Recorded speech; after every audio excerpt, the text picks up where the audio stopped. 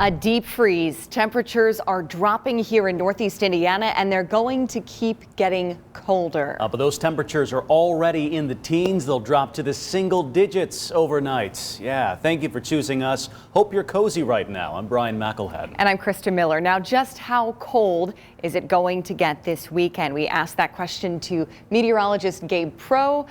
Gabe, I don't know if it's something we want to know the answer to. Well, the good news is if you can take what we're going to have tonight, you should be good at least for the next week. It's not going to get too much colder when it already is, but it's going to get pretty cold. And just take a look right now at this wind chill. It's been going down and down and down. Right now, we're at -4 in Fort Wayne. The actual temperature there, 14 degrees, but we have a west-southwesterly wind over 20 miles per hour. That's what's really dropping that wind chill down right now, and we're going to continue to see those fall through the night tonight. As Brian and Krista mentioned, lows in the single digits tonight.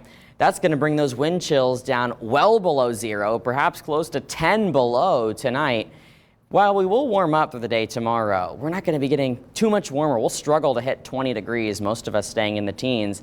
The best part of tomorrow will be that wind will diminish a little bit, so those wind chills will be on the rise a little bit tomorrow. We're talking the lower teens. Again, still not a whole lot of improvement there. And by Sunday night into Sunday, or Saturday night into Sunday morning, we're still going to be looking pretty cold. Temperatures in the low teens to potentially those upper single digits. Wind chills below zero. That's a trend we're going to repeat in the week ahead. Look at this. There are highs. Only one day we're forecasting a high at 20 degrees. All the rest below that. And these are our highest wind chills we're going to see in the week ahead. Look at that, the warmest wind chill, 13 degrees there on Tuesday. Many of those days in the single digits, likely in the morning and overnight hours, those wind chills will be below zero. Now, we are also tracking another snow system that's going to be moving in Saturday night into Sunday. That will be bringing us the potential for a little bit of accumulating snow. That snow will arrive in the evening hours tomorrow. We're talking around that 9 to 11 p.m. window, overspreading the region. That snow exits by Sunday night. The question, how much snow could we pick up?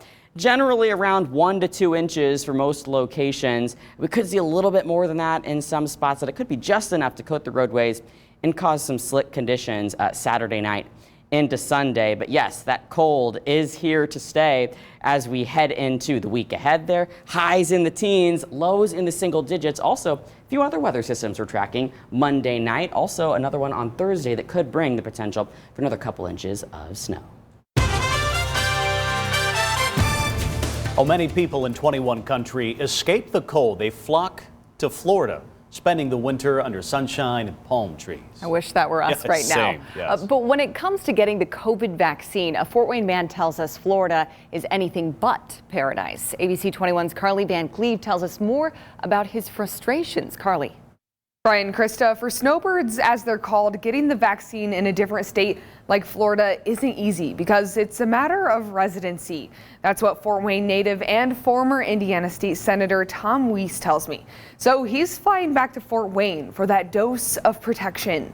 For the past few winters, former Indiana State Senator Tom Weiss has escaped the cold in Fort Wayne to Florida. We've stayed healthy so far, and we're just keeping our fingers crossed till we get our shot. He's 78 years old and also has health issues, making him at high risk for COVID-19. We're at that age where it's especially critical, but in addition to that, we both have significant health situations. Weiss says he has diabetes and a low immune system.